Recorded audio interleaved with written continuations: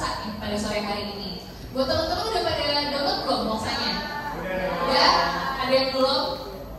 Udah pada registrasi? Udah ambil es kopi sama rotinya? Udah ya? Oke. Nah buat teman-teman yang belum registrasi ataupun belum download, bisa di-download dulu, nanti setelah acara bisa ditukarkan dengan es kopi dan roti yang ada di belakang. Nah sekarang nih kita halo teman-teman, boleh langsung aja duduk, isi aja kursi yang ada, kursi tempat-tempat yang ada di sini. Boleh registrasi dan ambil snacknya.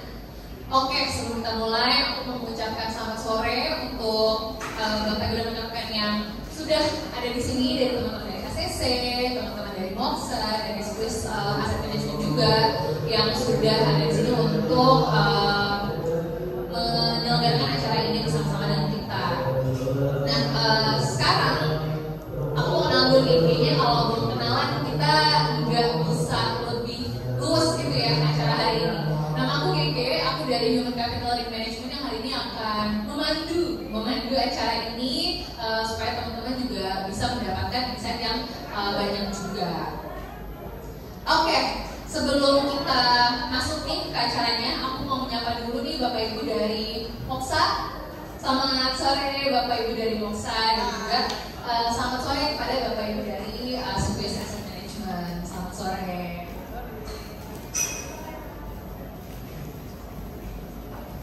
Oke, sebelum kita lanjut ke sesi bincang-bincangnya, kita mau mendengarkan kata sambutan dari pihak Moksanya, dari SPC dan dari Bapak Dimas Perdana, Head of Growth Moksanya.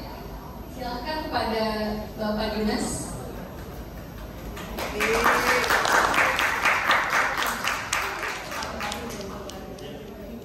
Assalamualaikum warahmatullahi wabarakatuh. Selamat sore teman-teman dari ACC. Terima kasih atas kesediaan waktunya dari Human Capital juga udah men-arrange sore ini gitu ya. Jadi teman-teman ACC juga bisa berwawasan lebih jauh terkait dengan investasi yang nantinya akan dibawakan oleh rekan-rekan dari Swiss Asset Management. Ya, produknya sudah live juga di Moksa, gitu ya, Moksa Reksadana. Jadi nanti teman-teman bisa tanya-tanya lebih lanjut terkait dengan produknya seperti apa. Kalau nggak salah tuh produknya ada sekitar 4 gitu ya, produk Swiss Asset Management di Moksa. Dan tadi juga di video teman-teman juga udah lihat gitu ya background dari Moksa seperti apa. Hopefully teman-teman bisa lebih aware lagi terkait dengan investasi. Tadi kan judulnya udah investasi tanpa panik gitu ya. Jadi untuk menyongsong 2024 nantinya teman-teman udah kebayang gitu ya. Apalagi ini ada bulan Desember, kan teman-teman udah banyak yang full senyum gitu ya. Jadi nanti udah kebayang mau ngapain sih Desember ini gitu ya. Apakah ada yang dimasukin ke reksadana atau instrumen investasi lainnya. Nanti dari Swiss itu akan dibawakan oleh Pak Riberto Sotani ya Pak ya, dari ACC. Oh sorry, dari Swiss itu ada Pak Andreas. Betul. Dari Head of Sales Distribution beserta dengan tim, ada Bu Dini, ada Bu Hana juga. Terima kasih atas kesediaan waktunya. Ada dari Sekuritas, Mbak Melda, Pak Ivan, terima kasih. Kalau dari ACC, Pak Riberto, terima kasih juga atas kesediaan waktunya. Mungkin itu aja sih yang aku bisa sampaikan. Enjoy. Kalau butuh kopi atau butuh cekingan roti, kita udah sediakan juga. Kalau masih kurang, bilang aja nanti mau saja. Oke, paling itu aja. Assalamualaikum warahmatullahi wabarakatuh. Terima kasih Pak Dimas, bener banget ya. Pas banget ya, ini acara Moksanya ada di bulan Desember tanggal 12, tepat banget sama waktunya kita bonusan hari ini. Jadi buat teman-teman yang lagi menerima bonus, jangan diapa-apain ya, jangan langsung impulsif dibeli itu, mungkin bisa ditabung dan dimasukkan ke reksadana Moksa begitu. Oke, tadi sudah dari Moksa, sekarang kita akan mendengarkan kata sambutan dari Asset Companies dari Pak Roberto Sotani. Suto. Oke, selamat sore. Pertama buat teman-teman Moksa, ya terima kasih mau datang ke ACC. Ya kita gini. Terima kasih. Ya, kita coba upayakan mencoba menjalankan acara yang baik, gitu ya. Mudah-mudahan nanti ada beberapa teman-teman lagi yang turunnya. Orang itu terkenal satu, Mas, hobinya kerja. Jadi kalau ada acara jam kerja tuh agak susah gitu ya, benar-benar. Ayo turun gitu ya, walaupun udah akhir tahun tapi masih pengen kerja buat tahun depan gitu ya. Ngeliat bonus tahun ini, oh kayaknya kurang nih, jadi tahun depan mesti kerja lebih keras lagi kayak gini. Tapi tepat sekali memang hari ini kita mungkin ada beberapa sumber dana tambahan ya, rasanya kalau buat anak-anak muda ya, ini anak muda semua ya. Kebetulan nih ya Mas. Iya ya. Kalau buat anak-anak muda biasanya kalau hari ini tuh kita bilang sebagai hari uang kaget, terutama bagi pertama kali terima bonus gitu. Segini ya gitu ya, hari uang kaget nasional gitu ya. Nah, abis kaget biasanya impulsif ya. Di keranjang belanja Shopee udah berapa nih nunggu belanjaannya kan? Di wishlistnya Tokopedia udah berapa banyak nih yang udah di love gitu ya, atau bahkan udah masuk ke capnya gitu ya, udah masuk ke keranjang belanjanya gitu. Apalagi hari ini 12 ya, udah berisik dari tadi ya Shopee sama Tokped ya. Terus sebentar ada tadi nih. Ya. Nah, itu biasanya akan bikin kita udah nih. Ya kan masukin keranjang belanja. Percayalah nanti teman-teman, kita baru sadar di tanggal 15 Januari. Ya. Menunggu tanggal 27 Januari itu lama banget iya kan? Lama banget kok kayaknya yang udah kita dapat di hari ini tuh hilang aja gitu, nggak kemana-mana ya. Jadi hari ini adalah waktu yang baik bersama dengan saudara kita Moksa dari Astra Financial juga ya. Di sini juga ada Mas Dimas ya, tadi lihat presentasinya luar biasa untuk openingnya. Lalu juga nanti ada Pak Andreas ya, yang akan memberikan masukan buat kita anak-anak muda ini, uang kaget ini mesti diapain supaya nanti di umur berapa ya? 25 kan? Ya, pengennya punya rumah umur 30 ya? Amin, ya kan?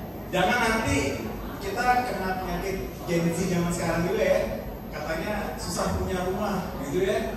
Susah begitu umur 28 baru sadar, kok gue gini-gini aja gitu. Nah, biar gak gini-gini aja, nanti Pak Andreas akan menyampaikan tipsnya. Teman-teman silakan bertanya ya. Ya, teman-teman ya. Pertanyaan kipas angin ya. Ya, nanti kita bisa pikirin lah, tapi ini adalah waktu yang tepat untuk teman-teman berinteraksi dengan seorang ahli financial planning. Jadi biar teman-teman juga bisa merencanakan keuangan dengan lebih baik. Ya. Sekali lagi terima kasih buat teman-teman Moksa. Mudah-mudahan hari ini acaranya berjalan dengan baik. Mohon maaf tadi saya juga ada lari gitu ya. Karena seperti lagi orang ACC juga masih dikejar kerjaan gitu ya. Saya nanti mungkin ikut sebentar, tapi izin kalau nanti habis naik lagi untuk beberapa menit. Thank you sekali lagi buat teman-teman Moksa dan selamat menikmati buat teman-teman. Thank you. Oke.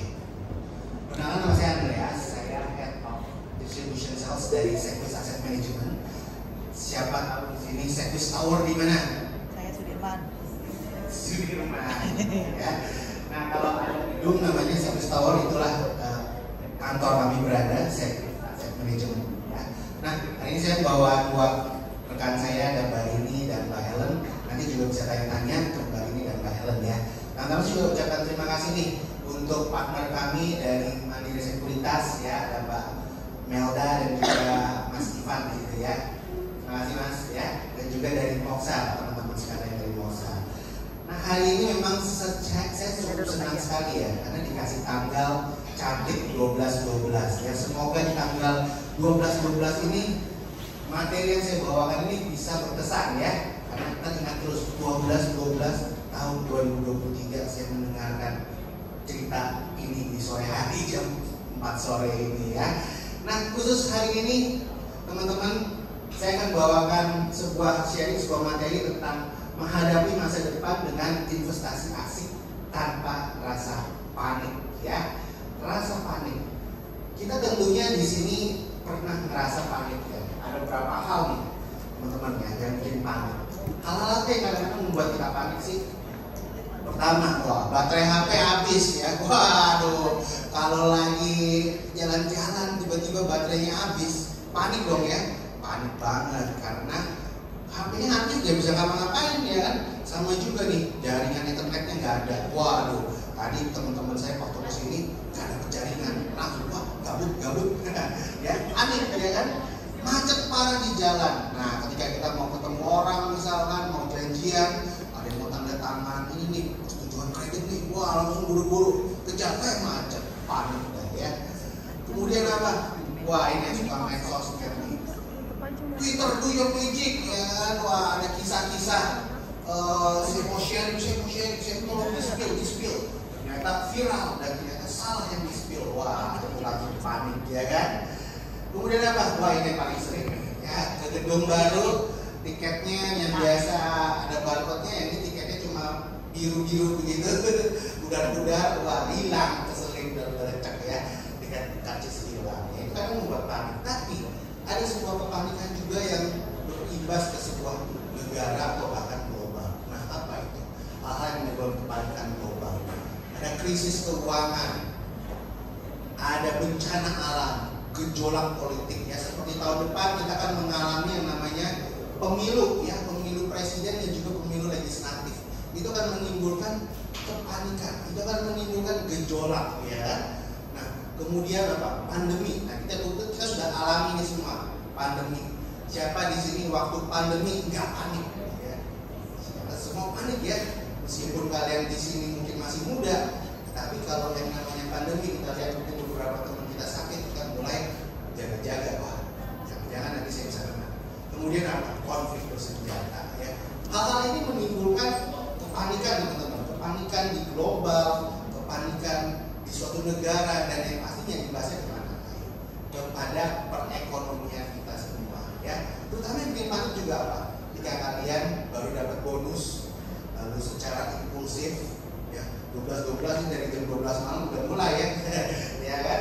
PS5 dari 9 juta jadi 5 juta, udah di-hacker nih, buy, tahu-tahu panik karena apa? Bonusnya habis. Itu bikin panik ya. Baik kalau ditanya istri, mana bonusnya? Habis belanja. Nah hari ini agendanya kira-kira seperti ini teman-teman. Bagaimana mengelola keuangan pribadi, lalu kemudian investasi reksadana apa yang partnership, dan membangun portofolio tanpa panik ya. Nah teman-teman, kita semua sini pasti setuju bahwa dalam kehidupan kita itu seringkali harus dan pasti namanya membuat sebuah keputusan, ya kan? Ketika teman-teman menuju ke acara pada sore hari ini, itu pasti teman-teman membuat keputusan, aduh, ikut ke bawah nggak ya? Apa kerja aja di atas? Wah, ternyata di bawah banyak ada kopi, ada roti ya.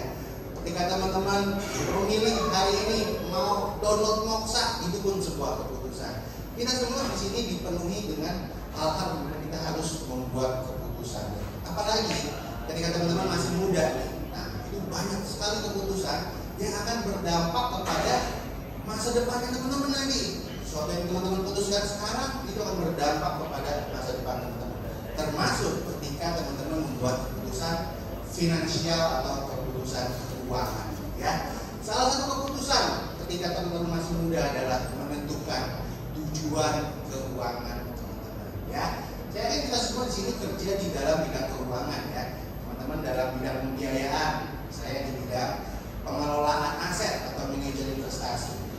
Kita tentu tahu apa itu menentukan tujuan keuangan. Tujuan keuangan teman-teman, saya boleh sharing, biasanya ditentukan dengan 3 jenis jangka waktu. Pertama dari segi jangka waktu, ada yang namanya kebutuhan atau tujuan jangka pendek atau short term goal.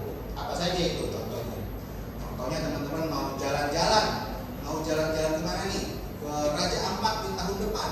Maka teman-teman akan menentukan, saya tahun depan harus ke Raja Ampat.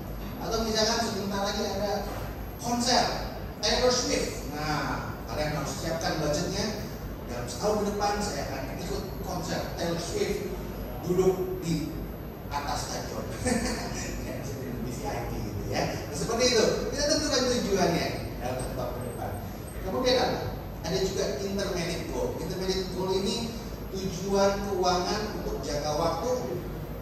1 sampai 5 tahun ya.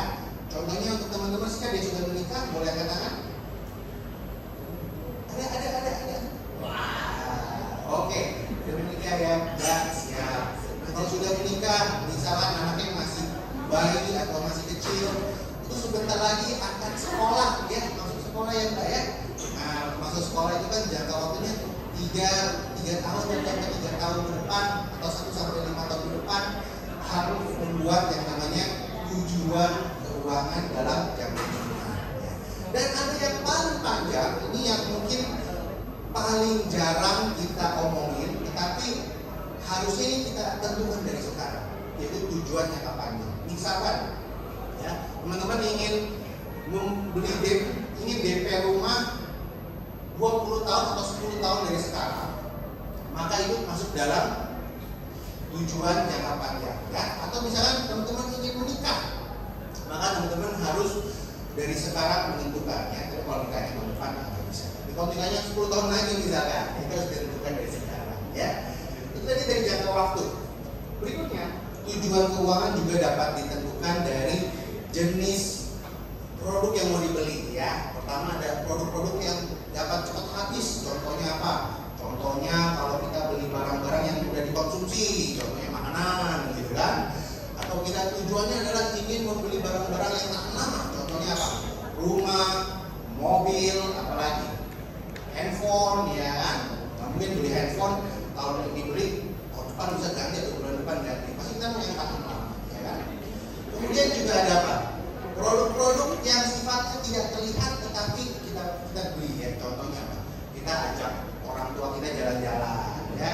Maksudnya mau nih ajak orang tua saya pergi ke tanah suci, jalan umroh. Wah, itu perlu kita membuat yang namanya perencanaan atau financial goal ya. Kenapa sih kita perlu menentukan financial goal? Karena yang paling penting itu kita membuat apa? Long term goal. Karena long term goal itu perlu kita rencanakan. Kalau mungkin setahun ke depan kita bisa gampang gitu ya. Oh, yaudah cuma nabung berapa sih? 3 juta ya, bisa lah saya nabung 100.000 tiap hari misalkan. Tapi kalau long term goal masih 20 tahun, 30 tahun lagi, itu saya gimana saya harus mengaturnya? Makanya hari ini kita mau belajar bersama-sama ya. Yang kedua ada yang namanya time value of money ya. Teman-teman ini pasti paham ya. Apalagi kalau analis kredit nih, wah tahu deh angka berapa nih yang harus saya tentukan supaya perusahaan saya cuan, untung, bonus saya besar ya. Ini teman-teman harus tahu ini ya. Kalau kita spending sekarang, artinya teman-teman akan kehilangan opportunity untuk mendapatkan bunga di masa akan datang. Tapi kalau teman-teman saving sekarang, maka teman-teman akan bisa mendapatkan bunga. Nah, ada sebuah rule yang sangat mudah, namanya rule of 72 atau aturan 72. Ketika teman-teman punya uang misalkan 5 juta yang ditabung atau diinvestasikan, lalu teman-teman bertanya, kapan kira-kira uang 5 juta saya ini bisa jadi 2 kali lipatnya, jadi 10 juta gitu ya. Nah, ada namanya rule 72. Rule 72 simpel saja, 72 dibagi dengan tingkat suku bunga tahunan. Misal suku bunga sekarang misal 5% gitu ya, 5% per tahun. Maka waktu yang dibutuhkan untuk seseorang berinvestasi dan akan mendapatkan hasil 2 kali lipatnya itu adalah kira-kira kalau 72 dibagi 5 itu 14,4 tahun ya. Artinya kalau saya punya duit 5 juta, saya taruh sekarang dalam bunga 5%, maka kira-kira 14,5 tahun lagi saya baru dapat 10 juta ya. Itulah kira-kira time value of money.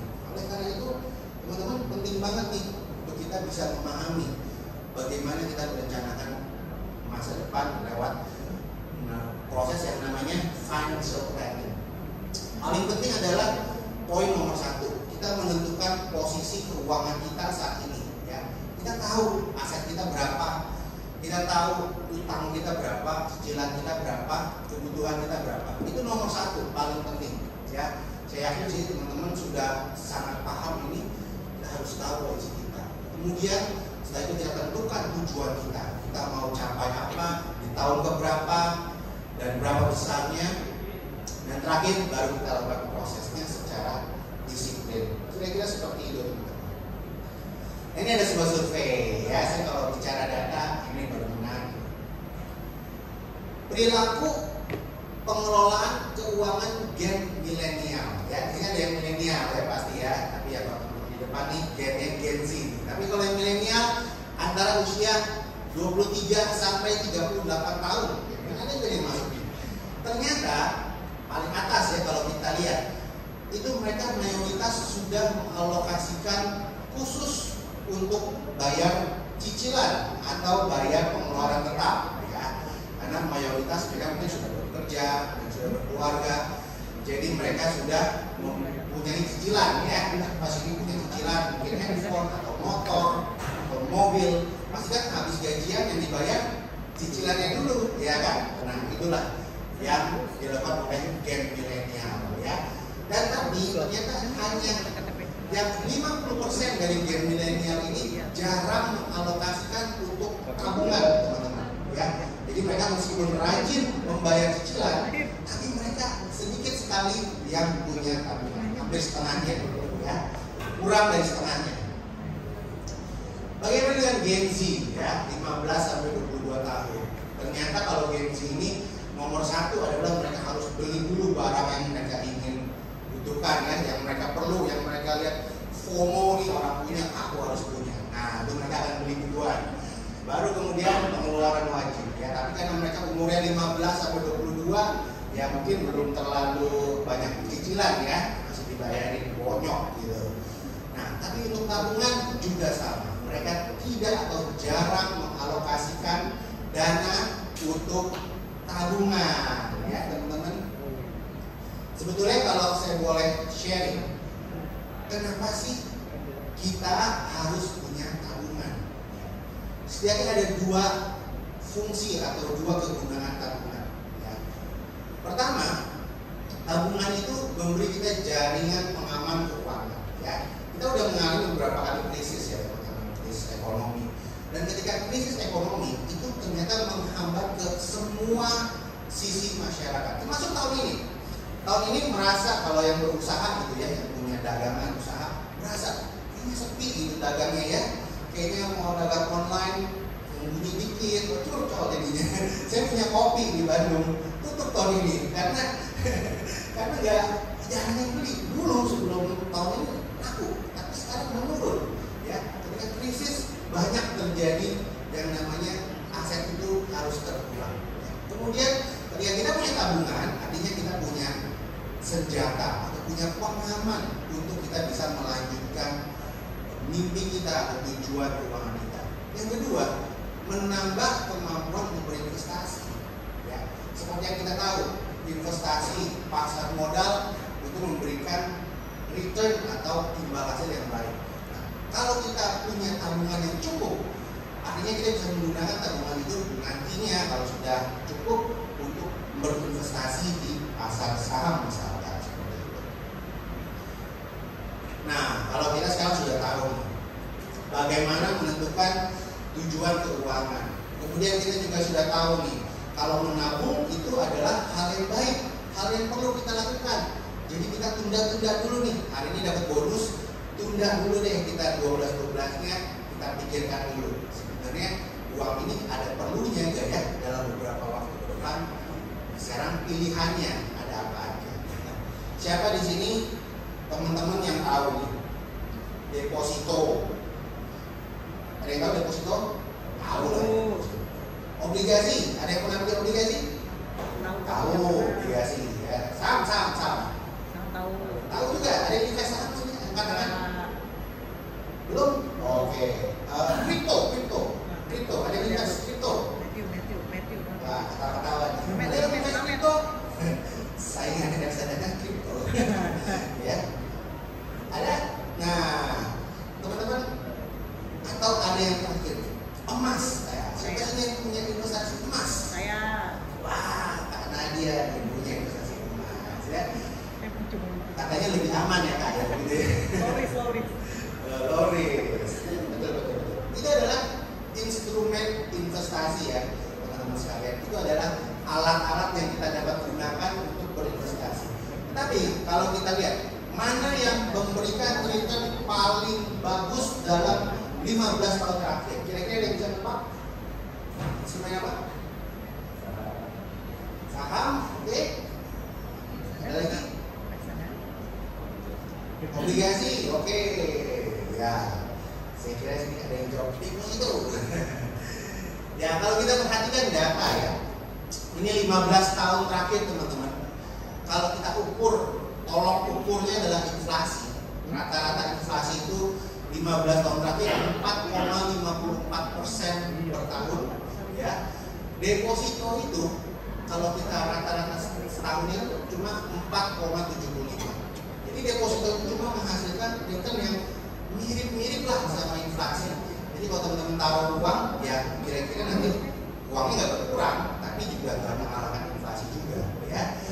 Sebaliknya, investasi di pasar modal, contoh kalau obligasi pemerintah itu bisa sekitar 7%, sedangkan kalau saham meskipun bergeraknya secara fluktuatif, tapi dalam jangka panjang dia bisa menghasilkan 9,28% per tahun, ya.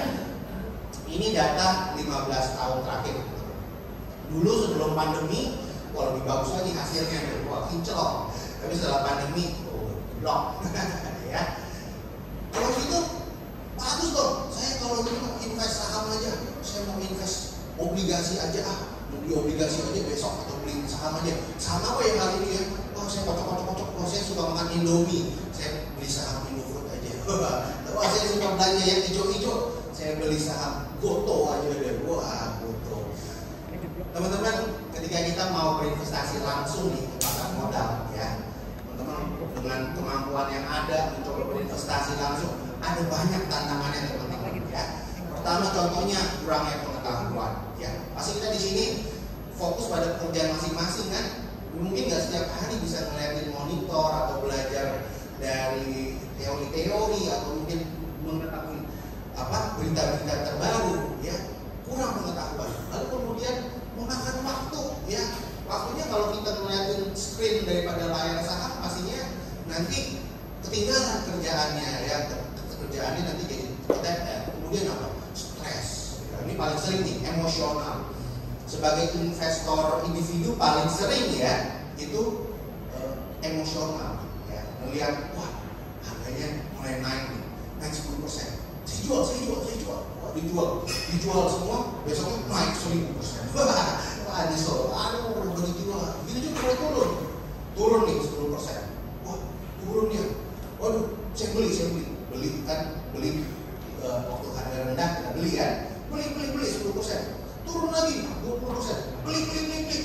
Turun lagi 40%. Beli. Akhirnya habis duitnya ya. Dan aku nyesel. Aduh, kapan turun terus nih gimana nih? Akhirnya stres ya. Itulah teman-teman tantangan kalau kita berinvestasi secara langsung di pasar modal. Oleh karena itu, ada solusi yang disediakan oleh pasar modal yang namanya skema reksadana. Ya, reksadana itu apa? Secara umum, reksadana itu wadah untuk menghimpun dana masyarakat yang dikelola oleh orang yang lebih profesional yang namanya manajer investasi. Ya, nah teman-teman. Ibaratnya kalau kalian membangun portofolio, kalau kalian bangun portofolio itu sendiri, bisa sih jadi portofolio kalian bisa membeli saham sendiri ya dengan menggunakan aplikasi yang banyak sekali. Kalian bisa nonton YouTube ya cara membuka akun saham, bisa membeli obligasi. Tapi kalau dibangun sendiri kira-kira mungkin seperti di sebelah kiri ya, seperti kalian bikin nasi goreng tapi ala-ala anak kos ya. Kalian lihat aja sorting baik performance atau by rasio apa, kira-kira seperti itu. Atau yang sebelah kanan, portofolio investasi yang dimasak dengan ciamik oleh Master Chef John. Ya ini chef kesukaan saya di YouTube. Master Chef John. Ya dia kalau masak pasti dengan ramuan yang pas, tidak keasinan, tidak kemanisan, tidak kepedesan, pas saja. Ya. Nah teman-teman, di sini ada yang udah tahu kira-kira jenis-jenis reksadana ada apa aja? Ada yang udah pernah tahu ada reksadana apa? Atau udah punya? Nah, ada 4 jenis reksadana yang secara umum ya. Ada 4 jenis reksadana konvensional. Yang pertama, reksadana pasar uang. Kalau disingkat biasanya namanya RDPU. RDPU. Reksadana pasar uang ini disebut dengan risiko yang paling rendah. Karena apa? Karena 100% itu diinvestasikan atau isinya, bahan-bahannya itu adalah instrumen pasar uang. Apa aja tuh? Ada deposito, ada juga obligasi yang jangka waktunya di bawah 1 tahun, ya. Artinya obligasi itu sebentar lagi jadi tempo, ya. Jadi sebentar lagi akan kembali ke harga awalnya. Yang kedua, yang lebih berisiko sedikit adalah reksadana pendapatan tetap. Reksadana pendapatan tetap ini minimum 80% pada obligasi investasinya, ya. Obligasi apa saja? Bisa obligasi pemerintah, bisa obligasi korporasi, bisa juga sukuk, ya. Nah, intinya ini semua investasi pada obligasi. Nah, obligasi yang bagaimana yang dimiliki? Nah, ini tergantung, beda-beda. Tiap perusahaan manajer investasi beda-beda. Ada yang investasinya berisiko, ibaratnya dia mau nih investasi kepada obligasi yang misalnya ratingnya rendah, ya, atau ratingnya tidak terlalu bagus. Tapi kalau perusahaan manajer investasi yang baik, dia akan berinvestasi kepada obligasi negara saja misalkan, atau obligasi korporasi dengan rating misalkan single A, gitu ya. Nah, itu semua bergantung nanti dengan hasil return dan risikonya. Kemudian reksadana campuran. Nah, ini yang untuk risikonya moderat agresif. Ini kira-kira isinya adalah ketiga instrumen tadi. Ada saham, ada obligasi, dan ada pasar uangnya. Masing-masing harus ada, ya. Dan ini nanti yang kelola adalah fund manager, dia yang tahu kapan harus banyakin saham, kapan dia harus banyakin obligasinya, kapan harus banyakin pasar uangnya, ya. Jadi kira-kira ini all season fund, ya. Kapanpun kondisi ekonomi, reksadana campuran boleh menjadi pilihan, ya. Dan yang terakhir, risiko agresif reksadana saham. Ini investasi 80% pada saham. Tapi nggak cuma satu saham, teman-teman. Kalau reksadana itu maksimum satu saham itu adalah 10%. Ya, jadi nggak mungkin sebuah reksadana saham itu isinya cuma saham BCA misalkan, atau cuma saham bank 5 bank misalkan, nggak mungkin. Karena semua harus dibagi. Maksimum adalah 10%. Artinya apa? Kalian pernah dengar dong istilah jangan taruh telur dalam satu keranjang yang sama. Artinya ada diversifikasi, ya.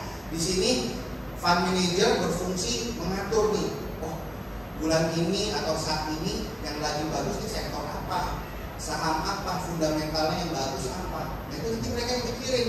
Kita sebagai investor tinggal percayakan saja, ya kan? Kita percayakan, nanti mereka yang tahu, mereka yang tiap hari berarti baca berita dari research, ya. Wah, hari ini di Amerika kejadian begini, di Jepang terjadi kenaikan suku bunga, di China terjadi kesulitan keuangan, di Uganda bagaimana, wah semuanya, ya, termasuk di Indonesia, ya. Itu semua nanti mereka perhatikan. Dan oleh karena itu, reksadana ini selain tadi dikelola oleh profesional, juga diawasi secara apa? Secara risk management, ya. Tidak boleh seorang fund manager itu berlaku atau membeli sesuatu yang tidak liquid misalkan, yang gorengan, ya, yang tidak baik secara risiko, itu tidak boleh, ya. Nah, saya suka banget tadi aplikasi Boxat itu ada bagian untuk kalian melakukan pengetesan profil risiko. Profil risiko ini penting, teman-teman, ya. Tadi kan ada reksadana, ya, ada 4 jenis, ada pasar uang, pendapatan tetap, campuran, sama saham. Kalau kalian profil risiko konservatif, kira-kira cocok gak beli reksadana saham? Gak cocok, ya. Nanti ketika sahamnya turun, portfolionya turun, kalian akan gak bisa tidur, ya, gak bisa tidur, susah makan, waduh, jadinya pusing, mukanya pucet gitu. Tapi kalau kalian risikonya agresif, boleh ya beli reksadana pasar uang? Boleh, ya. Tapi kalau beli pasar saham juga boleh beli reksadana saham, ya. Itu pentingnya. Dan juga penting juga di sini horizon investasi, ya. Kalau reksadana saham karena dia fluktuatif, tadi kalian lihat kan, waktu pandemi turun, terus naik kencang, terus gini lagi. Nah, bagaimana supaya mengatasinya? Kalian harus invest dalam jangka waktu yang panjang, lebih panjang. Tapi kalau misalnya pasar uang, karena dia risiko rendah, dia lurus begini, nggak apa-apa. Untuk jangka pendek 1 tahun, 6 bulan, 3 bulan, 1 bulan, it's okay, ya. Bagaimana memilih reksadana yang sesuai? Sekarang nih kalau di aplikasi reksadana, banyak reksadana ya, banyak, ada ribuan. Kalau di Moxar tadi aku lihat ada mungkin sekitar 20 ya, 10 sampai 20 reksadana. Pilihnya bagaimana? Pertama teman-teman harus pelajari nih prospektus dan fact sheet-nya. Di prospektus itu ada apa sih? Di prospektus itu ada laporan keuangan reksadana. Teman-teman bisa lihat ini manajer investasinya siapa sih yang kelola, namanya siapa sih, orangnya siapa sih? Oh yang kelola namanya Raditya Dika, CFA. Enggak nih, coba nih Frankie CFA. Siapa nih, sekolah di mana? Nggak tahu ya. Kemudian ada laporan keuangan, di dalamnya terlihat isinya apa aja. Tapi itu cuma setahun sekali ya, diperbaharui. Nah, yang kalau tiap bulan diperbaharui, itu namanya ini fund fact sheet. Fund fact sheet itu tiap bulan diperbaharui. Teman-teman bisa lihat di situ bagaimana kinerjanya dan juga 10 efek terbesarnya apa aja. Ya, misalkan reksadana pasar uang, teman-teman bisa lihat di situ isinya depositonya bank apa saja sih, atau obligasi siapa aja sih, atau mungkin di situ ada saham-saham siapa aja sih. Dan kemudian kalian juga harus bandingkan nih, kan gampang ya. Kalau bandingan kinerja juga saya tinggal short aja 10 terbesar. Tapi nggak semudah itu ya teman-teman ya. Harus tahu reksadana itu beda-beda. Misalkan kalau reksadana pasar uang nih, ada yang investnya di time deposit aja, ada yang investnya di time deposit dan time deposit dan obligasi, ada yang banyaknya di obligasi. Itu returnnya berbeda, tapi secara risiko juga berbeda. Ya, teman-teman harus perhatikan fact sheet dan juga kinerja. Dan yang terakhir, pilih fund manager yang prudent atau memiliki manajemen risiko yang baik ya. Nah, kita tadi sudah tahu nih instrumen investasinya. Saat ini ditawarkan adalah reksadana. Sekarang kalian sudah menentukan nih, misalkan tujuan jangka pendek saya adalah sekian, berarti saya harus invest di reksadana pasar uang sekian persen. Lalu saya punya tujuan jangka panjang. Wah, saya nanti 20 tahun lagi ingin DP rumah, saya harus investasi sekian persen. Nah, persen-persennya itu bagaimana sih? Nah, ada sebuah aturan. Ini sederhana saja. Ketika teman-teman dapat gaji bulanan misalkan, bagaimana pengaturannya? 50, 30, 20 ya. Ini general rule untuk pengaturan keuangan pribadi. 50% untuk kebutuhan sehari-hari ya, untuk bayar biaya cicilan, rumah, makan, minum, transport ya, kalian sekolah, pendidikan. Kemudian 30% juga untuk me time ya, untuk me time kalian, untuk travel, shopping, entertainment ya, nonton bioskop masih boleh lah ya, ngopi-ngopi cantik boleh, asal 30% maksimum. Kemudian 20% itu untuk simpanan ya, apa saja, ada dana darurat ya, asuransi ya, dana pensiun dan juga investasi. Dana pensiun bisa tabungan dan juga investasi ya. Kalian tentukan nih dari 20% ini kan kalian akan pilah-pilah ya. Saya punya 20% dana tabungan, misalkan gaji kalian 1 juta, maka 200.000 akan kalian investasikan ya. Kemana nih investasinya ya, kalian harus tentukan berapa persen yang ke reksadana saham, berapa persen yang ke reksadana pasar uang, berapa persen yang reksadana pendapatan tetap, seperti itu. Next, nah kalian lihat kan, gak ada yang bisa memprediksi resesi ya kan. Resesi ada beberapa kali dan gak ada yang prediksi, mau IMF mau The Fed, siapapun gak ada yang bisa prediksi. Dan ketika itu datang, kalian jangan panik ya. Ketika ada resesi datang, saya harap setelah sesi ini kalian tidak panik ya.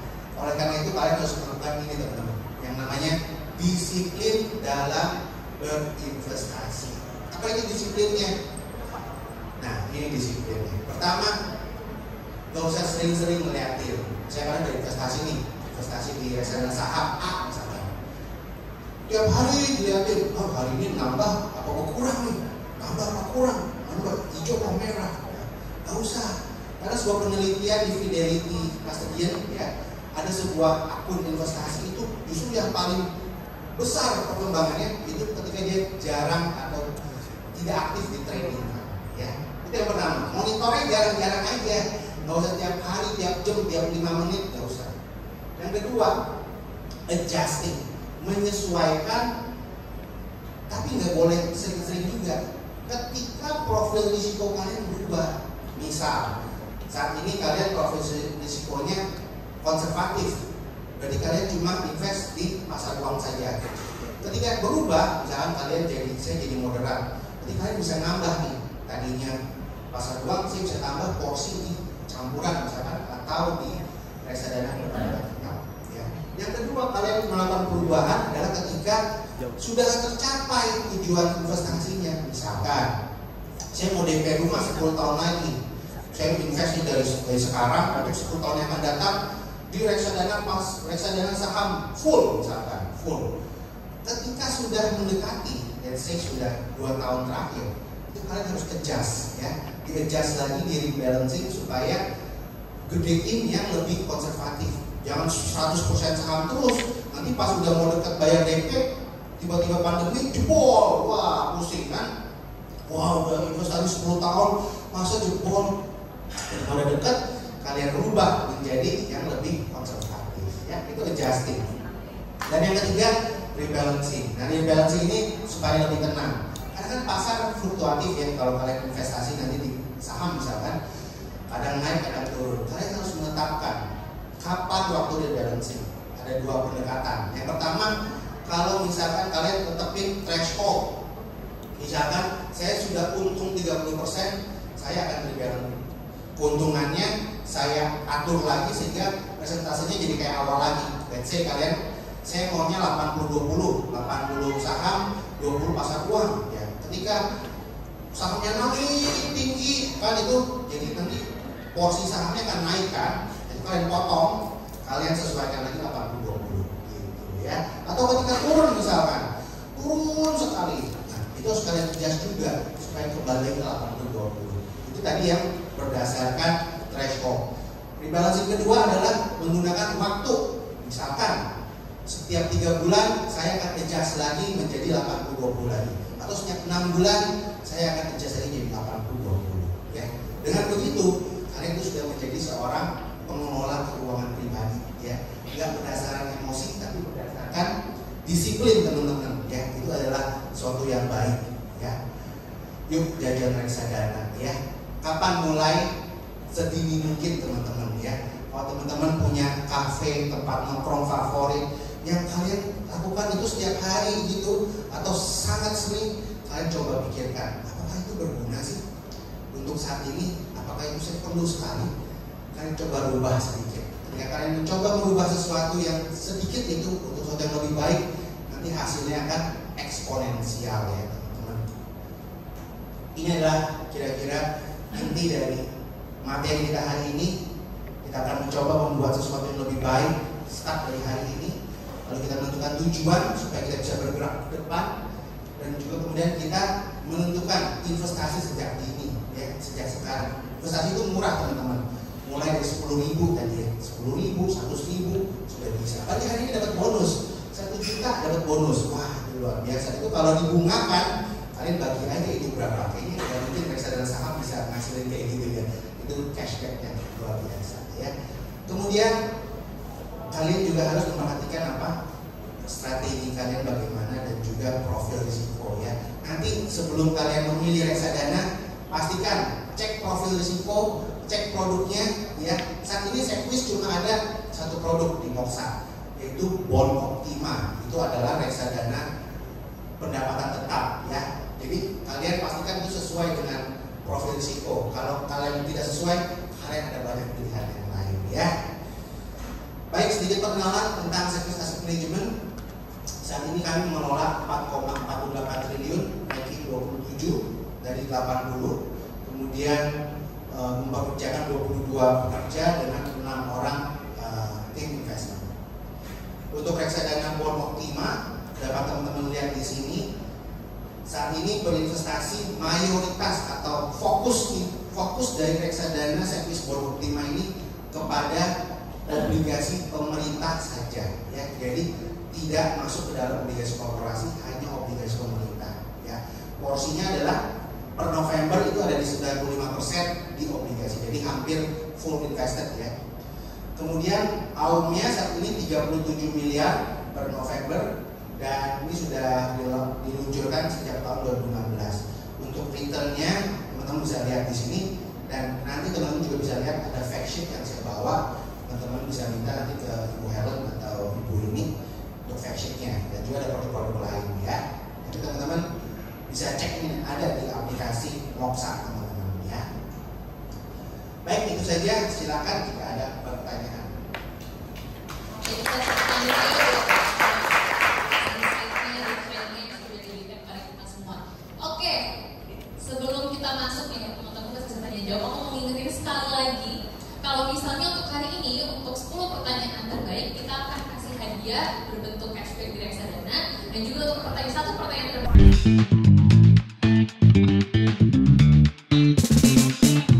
Nama aku Oksa dan ini. Hai Oksa.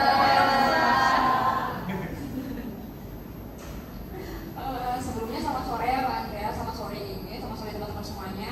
Aku ada beberapa pertanyaan untuk Pak Andreas dulu mungkin. Kan sekarang nih, gak cuma aku nih mungkin, tapi teman-teman yang di sini juga pasti adalah beberapa dari kita yang saat ini udah nih melakukan investasi baik itu tadi obligasi, saham, maupun reksadana dan lain-lain. Mau nih tips dari Pak Andreas nih kalau misalkan kita lagi investasi, terus investasi yang kita lagi lakuin itu tiba-tiba down, tiba-tiba kan fluktuatif banget ya, tiba-tiba kita rugi segala macam. Apa sih tips dari Pak Andreas yang harus kita lakuin untuk menghadapi saham yang lagi turun nih mungkin, atau obligasi jarangnya mungkin, atau saham yang nilai lagi turun dan bikin kita rugi. Yang pertama. Terus untuk yang kedua, dari kita sendiri pun ada juga nih mungkin yang belum melakukan investasi. Mau tips lagi juga dari Pak Andreas, kira-kira kapan sih waktu kita yang tepat untuk melakukan investasi? Apakah saat contoh investasinya dari bidang saham gitu, waktu saham lagi naik kah atau lagi turun kah atau seperti apa? Karena kan tadi ada beberapa tantangannya salah satunya pengetahuannya kurang nih kita tentang investasi. Nah, kira-kira gimana sih batas kita itu punya pengetahuan yang cukup untuk melakukan investasi? Itu 2 pertanyaan untuk Pak Andreas. Terus satu pertanyaan terakhir mungkin ke tim Moxa. Seperti yang tadi aku udah bilang, aku sekarang udah melakukan investasi tapi melalui aplikasi-aplikasi lain nih, dan dalam perjalanannya touch point yang aku lakuin nih dari aplikasi dengan aku sebagai user itu kerap kali ada error sistem nih, ada hambatan dan lain-lain. Dalam tantangan tersebut buat tim Moxa, susah nggak sih kita sebagai user, sebagai customer-nya Moxa gitu? Kalau misalnya ada error sistem kayak gitu tuh kita harus hubungin kemana sih dan lama atau enggak ya penanganannya? Gitu aja mungkin. Terima kasih semuanya, terima kasih Pak Andreas. Kita teman-teman sini berinvestasi di saham misalkan, ya. Teman-teman berinvestasi di saham, teman-teman harus sudah tahu risikonya apa, ya. Kalau saham sudah pasti dia akan ada risiko namanya risiko pasar, fluktuasi harga. Ketika itu harganya turun, ya sudah pasti nanti investasi teman-teman akan berkurang. Tapi apakah itu akan jadi nol? Tentunya tidak, gitu ya. Nah, kalian tahu bahwa suatu hari nilai sahamnya pasti akan naik lagi. Pertanyaannya, apakah teman-teman bisa menerima risiko itu? Apakah teman-teman bisa tetap hidup dengan nyaman? Teman-teman bisa mencapai tujuan investasi dengan risiko yang sebesar itu? Kalau teman-teman pikir, masih 10 tahun lagi ini, ya sudah. Ini kita sudah lihat grafiknya. 15 tahun saham tetap naik kok, ya. 15 tahun obligasi tetap naik kok. Jadi kalau kalian memang sudah bisa terima risikonya dan tujuan investasi masih panjang, horizon investasi masih panjang, tenang saja, ya, nggak apa-apa. Sesuaikan dengan profil risiko, ya. Tapi kalau kalian memang profil risikonya tidak cocok, kalian pikir, aduh, aku nggak bisa tidur nih begini, ya sudah, cepat-cepat keluar, pelajari lagi kalian cocoknya apa. Oh, cocoknya saya untuk yang nggak terlalu fluktuatif, masuklah ke yang lebih konservatif ya, seperti misalnya pasar uang atau pendapatan tetap seperti itu ya. Jadi sangat penting untuk mengetahui high risk, high return ya. Kalau kalian nanti investasi di reksadana, kalian bisa lihat kok kenapa IHSG cuma naik misalkan 1 tahun 7% misalkan, tapi kok reksadana ini bisa 20%. High risk, high return ya. Kalian lihat lagi di situ 10 besarnya apa. Apakah ini saham-saham yang memang beberapa pertanyaan juga. Yang pertama, kalau misalkan tadi aku perhatikan di akhir-akhir kan tadi ada salah satu produknya Sequis itu yang obligasi.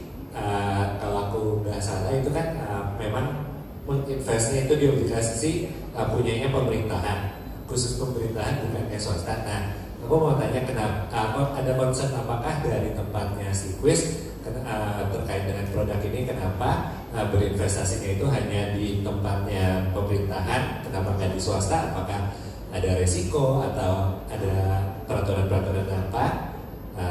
Kenapa memilihnya di pemerintahan saja? Kemudian mau tanya juga nih, kalau misalkan dari financial expert lihat reksadana nih yang sesuai sama anak-anak muda yang pengennya untuk cepat tapi risikonya rendah tuh paling cocok sebenarnya kita masuk di reksadana apa? Karena kan beberapa mungkin ada reksadana pasar uang, ada saham, obligasi dan campuran. Nah, kalau misalkan sebagai seorang financial expert melihat anak muda nih yang pengennya cepat tapi kita cari untungnya juga yang gede. Nah, kira-kira ada reksadana nggak ya yang bisa memenuhi keinginan anak muda itu? Sama mau nanya, kalau misalkan kan tadi kita banyak berbicara tentang resiko-resiko. Nah, salah satunya tadi ada pemaparan indikatornya. Kalau misalkan resikonya masih diterima sama kita apa enggak, makanya kita pilih sebuah produk itu. Nah, mau tanya, kalau misalkan dari financial expert itu lihat risk appetite itu tuh seperti apa sih indikatornya, sehingga kita bisa menentukan bahwa ini adalah risiko yang ingin kita terima atau ini risiko yang tidak ingin kita terima gitu. Mungkin itu ya sih pertanyaannya. Terima kasih Pak. Oke, untuk reksadana Sequis Bond Optima ini sebetulnya secara kebijakan investasi dia boleh untuk investasi di corporate maupun di government bond. Tetapi untuk saat ini tim investment kami memutuskan untuk dia full di government bond. Alasannya pasti terkait dengan investasi ya, dengan potensi, dengan opportunity maupun dengan risk. Salah satu keuntungan dari produk-produk yang investasinya di full government bond adalah dari segi likuiditas ya teman-teman. Likuiditas, kalau kita tahu bahwa government bond ini yang paling liquid di pasar ya. Jadi investment dapat dengan mudah menjual portofolionya kalau ada redemption ya. Melainkan tapi kalaupun secara return gimana? Secara return pun kalau kita lihat di sini government bond ini juga paling diminati oleh investor asing nih. Investor asing pasti kalau lihat Indonesia yang dicari adalah government bond dulu ya, seperti fixed rate ataupun obligasi retail seperti itu. Itu yang dia cari. Oleh karena itu kami yakin bahwa government bond saat ini memiliki potensi, memiliki opportunity yang baik. Ya, kalau kita lihat saat ini kan suku bunga lagi naik ya, naik, tapi sebentar lagi akan mengalami puncak. Ya, kalau kita lihat di Amerika sana sudah gonjang-ganjing nih, sebentar lagi akan pivot atau akan berbalik arah, akan menurunkan suku bunga karena mereka takut perekonomiannya menjadi melambat. Karena Amerika itu nggak pernah tuh suku bunga dari 5% ini jarang untuk waktu yang lama. Oleh karena itu mereka segera turunin. Teman-teman boleh tahu kalau obligasi itu sifatnya ketika suku bunganya turun, harganya naik ya, itu prinsip obligasi. Yield turun, price akan naik. Oleh karena itu kami yakin bahwa Bond Optima ini secara jangka waktu menengah hingga panjang masih cukup berpotensi dengan berinvestasi pada instrumen obligasi yang paling liquid, yaitu government bond ya. Itu tadi yang pertama, kenapa kita memilih government bond. Dan yang kedua, untuk apa yang cocok untuk para kaum muda ya, untuk pemuda. Untuk anak-anak muda, pertama kalian pasti tahu dong tujuan investasi jangka panjang, menengah atau pendek. Tapi kalau untuk awal-awal, pastikan dulu kalian pertama coba dulu dong untuk belajar, misalkan belajar aplikasi Moxa, investasi reksadana yang risiko rendah dulu ya. Baru nanti setelah itu kalian update risikonya. Misalnya kalian udah terbiasa nih, oh cara jual begini, oh cara beli begini, oh saya terima uangnya nggak instan, hari ini saya redeem hari ini sore misalkan jam 5 sore, ya nggak masuknya besok gitu ya, harga besok. Tapi kalau hari ini sebelum jam 1 sore, oh bisa masuk, tapi nggak hari ini juga cairnya tergantung nih, ada reksadana yang T+1, ada yang T+2, T+3, ya kalian pelajari itu dulu dengan yang paling rendah. Nah baru setelah itu kalian pikirkan tadi, tapi nggak ada ya mau yang cepat tapi return maksimum. Kalau saya tahu sih udah kaya ya, tapi karena saya nggak tahu, jadi kalian silakan mencoba sendiri ya. Ada beberapa lah, misalkan bulan Desember nih window dressing ya, coba dimasukin ke saham. Tapi tahun lalu bulan Desember malah jeblok turun ya, nggak ada yang tahu ya kan, karena kita bukan cenayang ya. Dan yang ketiga, bagaimana mengetahui risiko dari produk. Nah kalian bisa tahu risiko dari produk dari isinya ya. Kalau kalian bisa lihat nasi goreng yang kelihatan cabai semua, udah pasti itu bikin pedes, ngencret gitu ya. Tapi kalau kalian lihat nasi goreng isinya banyak dagingnya, wah ini bikin kolesterol nih. Seperti itu. Kalian lihat aja fun fact sheet-nya. Kalian lihat performanya gimana sih ini. Kalau dibandingkan dengan di bawah tuh, kalau kalian lihat ini contohnya ya, ada service board Optima, bawahnya ada benchmark. Ya. Kira-kira ini gimana sih? Misalkan yang satu benchmarknya positif, returnnya negatif. Nah, kalian bisa berpikir dari situ, isinya apa? Kenapa dia bisa negatif? Kalian bisa berpikir, kira-kira ini risikonya berapa ya? Nah, paling aman kalau nggak mau berpikir risiko, berarti risiko paling rendah. Tapi kalau yang mau lebih melihat lagi satu-satu, yang risikonya lebih tinggi, misalkan campuran, pendapatan tetap atau saham, kalian harus benar-benar lihat satu-satu isinya apa. Kenapa dia bisa seperti ini? Kenapa dia bisa yang lain naik dia turun, atau yang lain turun dia naik sendiri? Kalian harus lihat satu-satu ya. Semuanya ada di fun fact sheet. Di situ di fun fact sheet juga tertulis produk ini risikonya apa, tinggi, menengah, atau rendah, seperti itu ya. Mungkin itu saja. Tapi kalian semakin hari kalian bisa terbiasa nih. Bandingkan fun fact sheet yang A dengan B, sama-sama reksadana saham. Tapi kenapa begitu? Oh ini blue chip semua. Jadi gerakannya sama nih kayak IHSG atau sama kayak IDX 30. Yang ini saham-sahamnya small mid cap. Oh jadi pantesan ketika small mid capnya lagi naik, wah dia kencang. Ketika small big capnya lagi naik, dia jebloknya turun sekali. Oh begitu ya. Kalian bisa tahu nanti kalau sudah meneliti beberapa reksadana ya. Kan kita mau memutuskan dong masuk yang mana, teliti satu-satu ya. Gitu sih paling dari saya. Thank you. Aduh, sebenarnya aku cukup tertarik terkait tadi ada mention treatment yang bisa kita lakukan ketika kita berinvestasi. Kayak tadi rebalancing, adjusting, sama diversifikasi ya. Jujur aku no issue terkait rebalancing sama adjustingnya.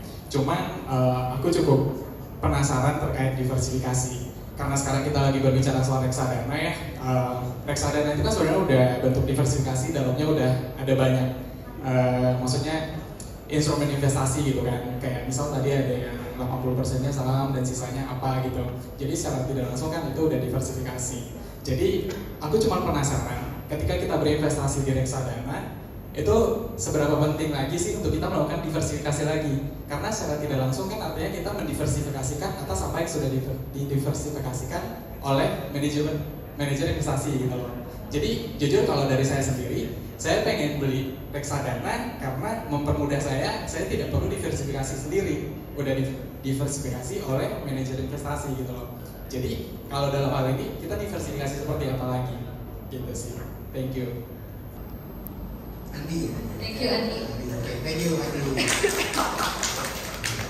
Diversifikasi dan diversifikasi ya. Jadi lucu banget, seru banget, menarik nih, diversifikasi atas diversifikasi. Betul, reksadana itu adalah suatu instrumen yang sudah terdiversifikasi dengan baik. Satu reksadana saham itu biasa isinya maksimum 30 sampai 50 saham ya.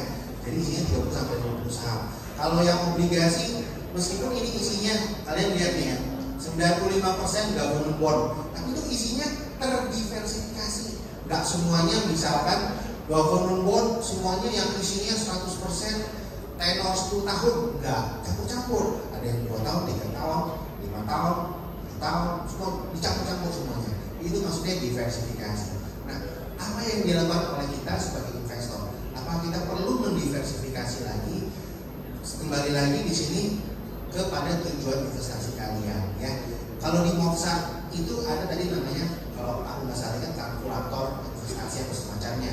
Kita bisa memprediksi kita mau invest berapa, nanti hasilnya berapa. Nah, ketika kita tahu nih, saya butuh misalkan dalam 10 tahun lagi saya butuh 10 juta misalkan. Nah, dengan returnnya sekian, misalkan 7%. Untuk mendapatkan return 7%, kalau saya cuma invest di reksadana pasar uang atau misalkan di reksadana Bond Optima yang secara historical, misalkan 1 tahun ke belakang 3,43%, kan kurang ya, kurang dikit gitu kan. Nah, itulah pentingnya kita mendiversifikasi, bukan mendiversifikasi, kita melakukan alokasi aset, kita melakukan dibagi-bagi ya, berapa persen di sini, berapa persen di yang lain gitu. Kalau kalian mempunyai profil risiko yang mungkin lebih agresif, kalian bisa tuh melakukan itu. Tapi kalau kalian profil risikonya pilihnya yang rendah, ya nggak bisa mentok di pasar uang tok. Tapi kalau agresif, kalian bisa tuh pilih-pilih. Jadi kalian bisa tentukan, oh saya ingin ada return 7% dalam waktu misalkan 10 tahun. Kalian bisa buat itu. Alokasi yang namanya dari segi kelas aset ya. Itu nanti akan lebih baik lagi hasilnya dibanding kalian pure misalkan cuma saya invest di reksadana saham saja. Saya lihat misalnya, oh ada reksadana saham ini 10% dalam setahun ke belakang misalkan. Sudah pasti nanti saya akan dapat 10% terus. Enggak ya teman-teman. Karena itu reksadana saham, kadang naik, kadang turun, kadang naik, kadang turun. Ya, jadi lagi-lagi lakukan tadi yang 3 itu, monitoring, adjusting, and rebalancing, lakukan alokasi aset dengan baik. Ya, selalu monitoring, ya selalu rebalancing. Jangan berfokus kepada satu saja. Nanti kalau ketika dia turun atau kinerjanya tidak sesuai, kalian jadi nanti bisa terpantau dengan baik. Kira-kira seperti itu. Ya, nanti sip. Mungkin ada yang kalau secara sebenarnya itu sebaiknya, apakah ketika kita investasi saham reksadana atau investasi emas ini, apakah memang berapa persen sih baiknya? Karena kalau emas kan sekarang banyak orang melakukan untuk jangka panjang ya, karena lebih banyak menabung. Nah, kedua kalau reksadana tadi kan memang baiknya juga ada monitoring juga. Sebenarnya kalau aku pribadi aku sendiri tuh cukup ragu untuk reksadana karena harus monitoringnya itu gitu. Sebenarnya berapa idealnya tuh seberapa sering sih gitu. Maksudnya kalau tadi kan jangan terlalu sering tapi harus dimonitor juga gitu. Baiknya tuh berapa, mungkin dalam berapa jangka waktu tertentu kah kita dalam monitoringnya itu sih. Sama mungkin yang terakhir juga gitu, ketika kita mau misalkan monitor membaginya gitu kan, sebenarnya ketika pembagiannya mungkin bisa nih 50% memang untuk kebutuhan sehari-hari. Tapi kalau memang untuk di bagian menabung sendiri atau kebutuhan sehari-hari ini, mungkin kalau kebutuhan sehari-hari mungkin maksimal memang baiknya gitu ya, secara sarannya mungkin maksimal tadi di 20% atau maksimal di berapa persen sih ketika memang ternyata kebutuhan sehari-hari kita tidak sampai dalam 50% gitu, mungkin bisa kurang dari itu. Nah, ketika investasi itu kan baiknya lebih banyak gitu ya, tapi untuk kebutuhan sehari-hari atau kebagian yang pengeluarannya gitu untuk hiburannya itu maksimal berapa sih ketika kita sudah kurang dari jumlah tersebut gitu, misalnya untuk sehari-harinya. Terima kasih.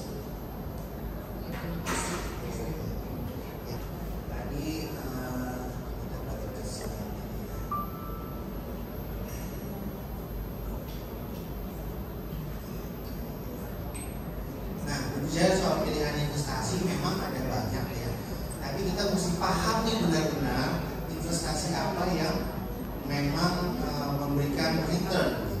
Kalau kita bicara cash misalkan, waktu pandemi banyak orang bilang cash is king, ya kan? Kalau kamu punya uang semua di cash, itu adalah lebih baik. Sebenarnya enggak ya teman-teman. Jadi kita punya uang cash banyak-banyaknya, kita punya tabungan BCA misalkan 1 miliar gitu ya, itu sebetulnya tidak baik juga. Pertama bisa dicolong ya, kedua kalau kalian punya cash dari mana-mana pasti nggak berkembang ya kan. Yang kedua kalau emas itu kalau saya boleh bilang itu non yielding assets ya, itu adalah instrumen yang tidak memberikan bunga. Emas itu nggak bisa dong kita simpan di satu lalu besok jadi emasnya ada nambah sedikit gramnya kan enggak, dia nggak berbunga gitu aja ya kan, itu emas ya. Tapi juga bisa hilang juga. Nah, itu kalau kalian memang mau belajar lebih lagi, di sini ada instrumen yang lebih baik yaitu pasar modal ya, dimana kalian bisa investasi ke dalam perusahaan-perusahaan yang bagus-bagus di Indonesia dan juga daripada obligasi.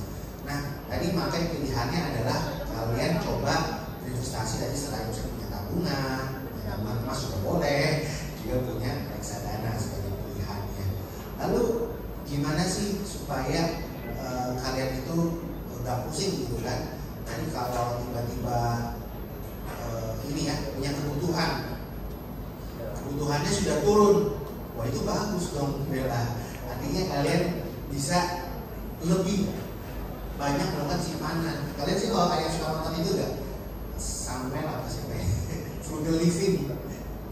Dari sudah itu Claudia ya. Itu kan dia kan seperti itu. Semakin pendapatannya besar, kebutuhan hidupnya bisa dikecilkan atau mungkin tetap sama. Akibatnya dia bisa menambah porsi simpanannya. Nah itu lebih bagus. Kalian bisa terus menambahkan porsi simpanan atau investasi. Nah cuma kan kadang tadi kata Bella, itu yang aku capek kalau aku investasi reksadana, aku harus monitor dan segala macam. Nggak apa-apa, kalau kalian memang investasinya di yang sifatnya minim risiko, udah pasti itu nggak usah diapain. Kalian bisa tinggalkan saja. Tapi kalau memang berisiko atau kalian melakukan tadi seperti Andi sukanya dibagi-bagi gitu ya, nah itu kalian harus melakukan yang tadi 3, monitoring, adjusting, and rebalancing untuk kebaikannya. Tapi kalau memang mau ditinggalin aja juga nggak apa-apa. Toh pasar modal kan on long run bagus gitu ya. Jadi pilihan di kalian. Kalau memang kalian mau pahami terus, belajar lagi, lakukanlah 3 tadi. Tapi kalau memang mau ditinggalin, investasi kan kita bukan trading, kita investasi teman-teman. Jadi kita menanam, jadi ada sebuah bibit kita tanam nanti berkembang dengan sendirinya. Tadi kata Warren Buffett kan, kalau kalian bisa tidur, biar itu nanti investasi kalian yang ditumbuh seperti itu. Ada sebenarnya salah satu instrumen investasi yang saya suka ya secara pribadi, ini kalau boleh ngomong pribadi ya, saya jujur saya sangat suka dengan namanya reksadana indeks. Ya, reksadana indeks itu adalah reksadana saham yang dikelola secara pasif ya. Nanti teman-teman bisa pelajari, saya suka itu. Oke, dari ini pertanyaan. Saya Daiva. Hai Daiva.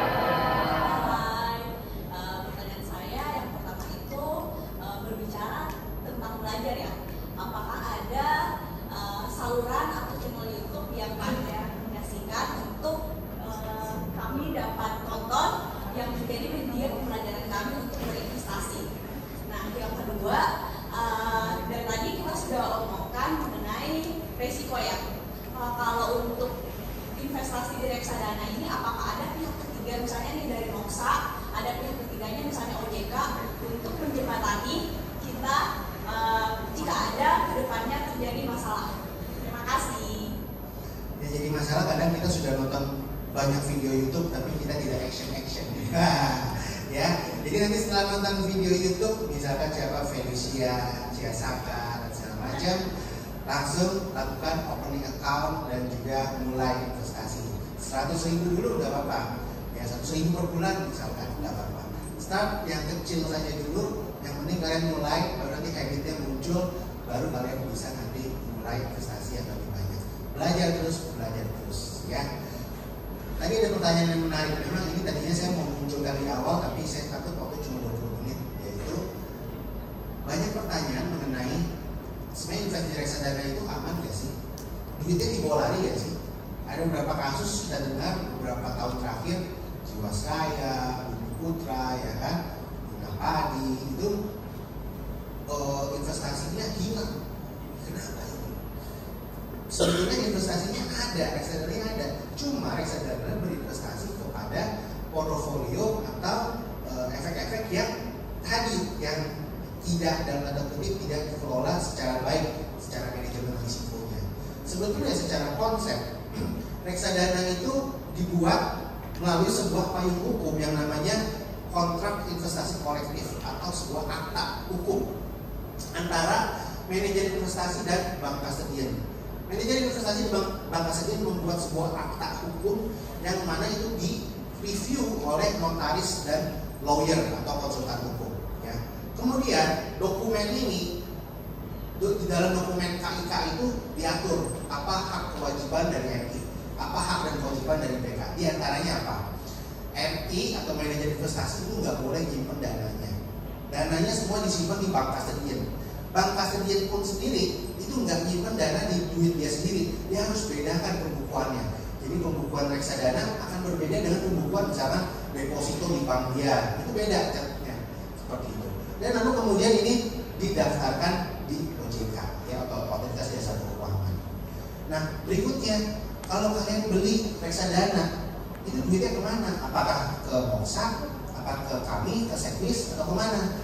Duitnya nanti kalian akan transfer, meskipun itu melalui nanti rekeningnya Moksa, tapi itu dari Moksa itu akan masuk, bukan Moksa ya, dari nanti Mandiri Sekuritas atau MOS ya sebagai agen penjualnya.